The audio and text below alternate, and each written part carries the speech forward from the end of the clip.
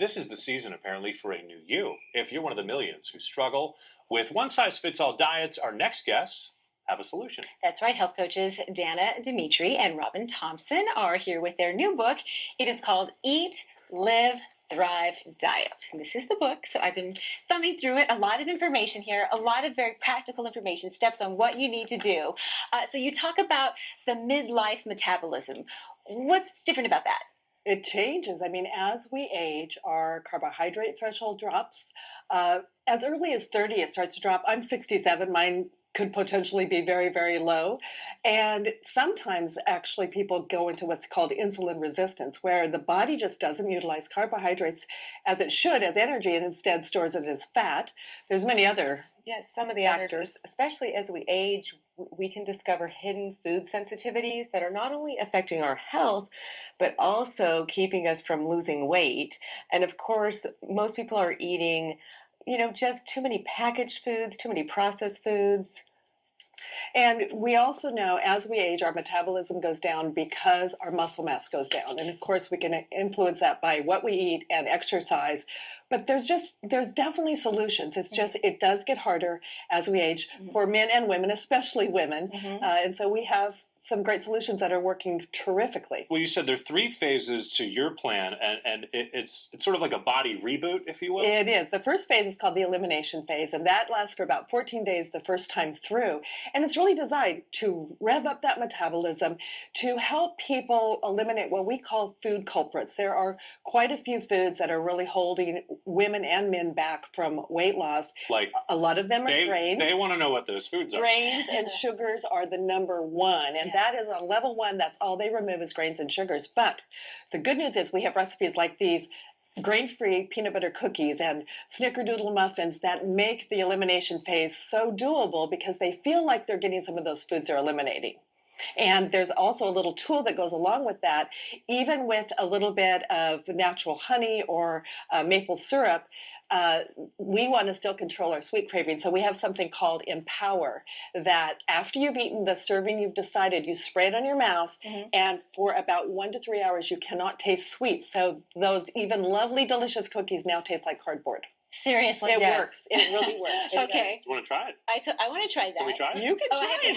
Now, here's the thing. I would like you to try the cookies first because they're not going to taste good and you're not going to like our recipe. There we go. Okay, so it's peanut butter cookies? So it's peanut butter, grain-free, completely grain-free. It has less than a teaspoon of... Yes, there's like 4 grams of sugar in 1 cookie. So it's very, very low it's sugar. Delicious. So then what you do is you spray. Yes, you can. Okay. You spray and just swish it around in your mouth. And then in about 30 seconds, maybe in a little bit, you'll take another taste of my cookie. How many sprays? Just 2 or 3. 3 sprays. Want to hit me? Here we go. Here we go. Good. And it's good for your breath too. Just swish it around a little bit. Just taste a little minty. Not too bad. So in a moment, when you taste that cookie, you're not going to taste any sweet. So your motivation to take the sweet is down.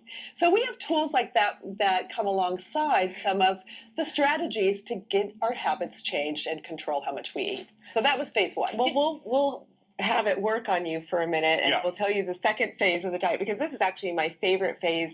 After you've eliminated some of these food culprits, then you're kind of, your energy's up, you're feeling so much better, and now you start to test those foods in phase 2, the discovery phase.